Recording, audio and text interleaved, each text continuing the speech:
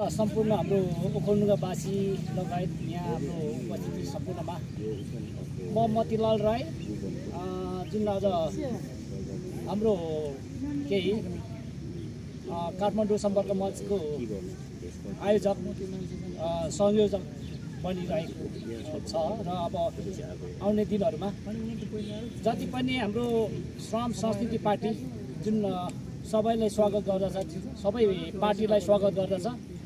यस पार्टीले जुन नेपाल बनाउने र आफ्नो योग्यता क्षमतालाई अलिकति अगाडि ल्याएर आफ्नो देशलाई आत्मनिर्भर बनाउने भन्ने विषय भएको कारणले यहाँलाई सबै जोडौँ र जोडिनु हुन अनुरोध गर्दछु।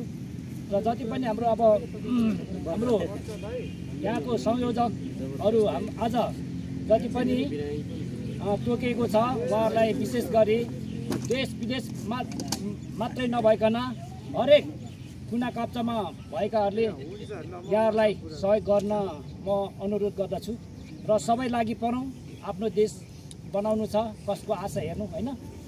जुन हर्क साम्बाङको पद छ त्यो पदलाई सबैले हामीलाई एकदम अब निर्भरता बनाउने एउटा पद छ, त्यो पदलाई अँगालेर सबै हिँड्न हामी सम्पूर्ण नेपालीलाई म अनुरोध र आह्वान गर्दछु।